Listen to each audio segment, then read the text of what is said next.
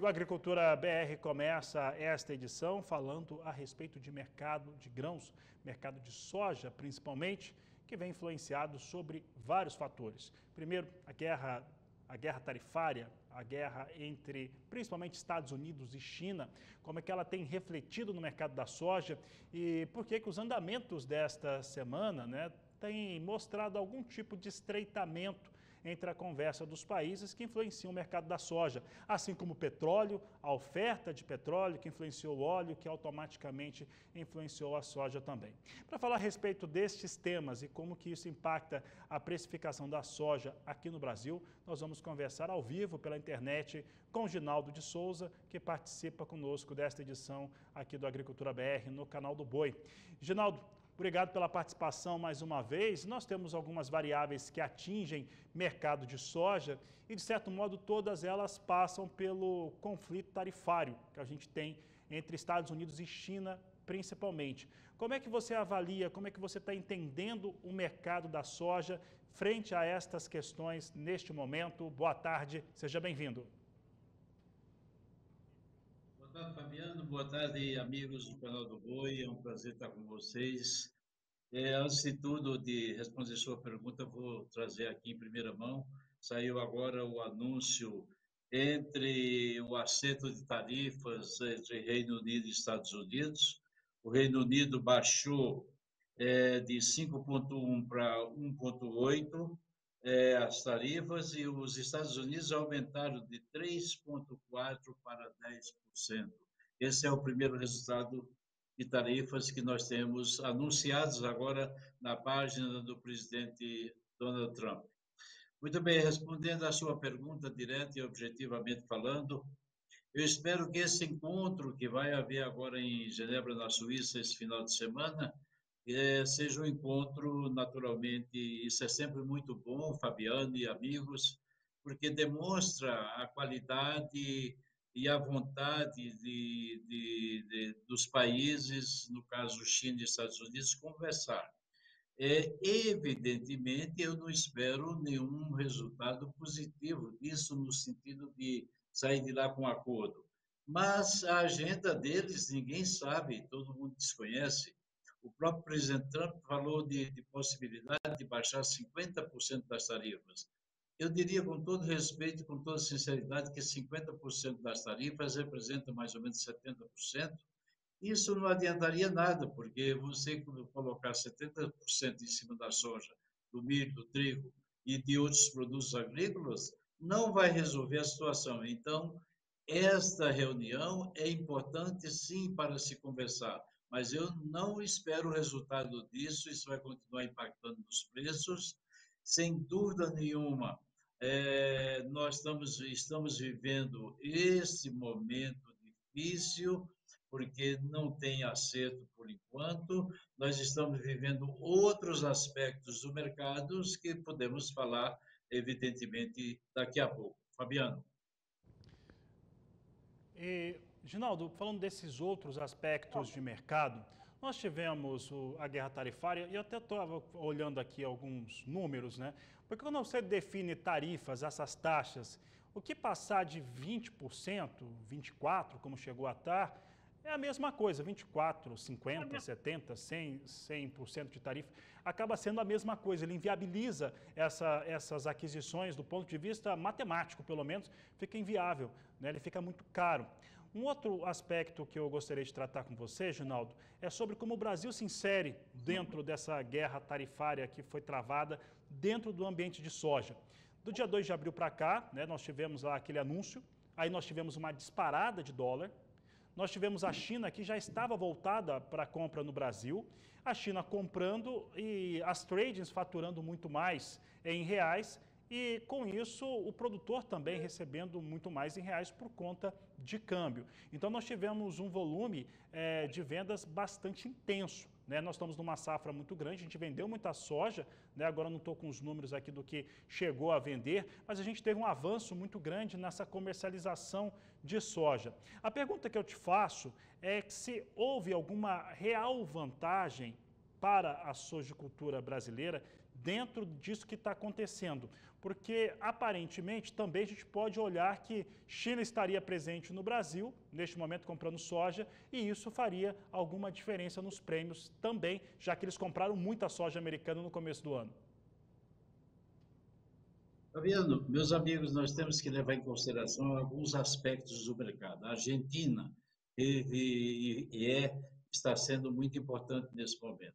Sazonalmente, a China não compra dos Estados Unidos nessa época, entre fevereiro e outubro, normalmente ela não compra, então, sazonalmente, isso não mudou muito.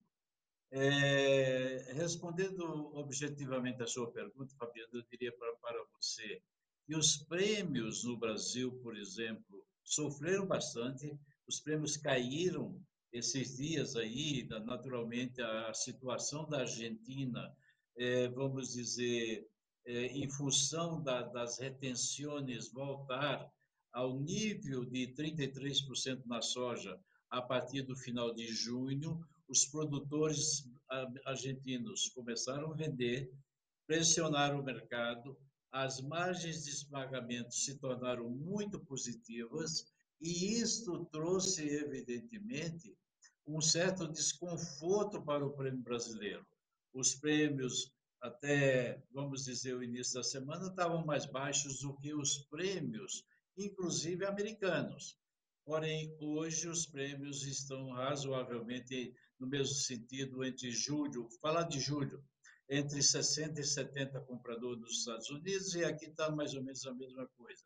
Então, a Argentina vendeu muita soja, o Brasil vendeu muita soja, mas eu diria para você que o dólar aí também nessa faixa de 5,67, 5,65 ou 5,70 também teve naturalmente uma certa ajuda, colaborou, mas os preços não ficaram bons para o produtor brasileiro, na minha opinião, porque hoje, para você ter uma ideia, os preços aqui no Paraná, entre Paranaguá, São Francisco do Sul e Santa Catarina, os preços estão variando para a soja, vamos dizer, disponível, entrega agora e pagamento no final de maio, na faixa de 130, 131.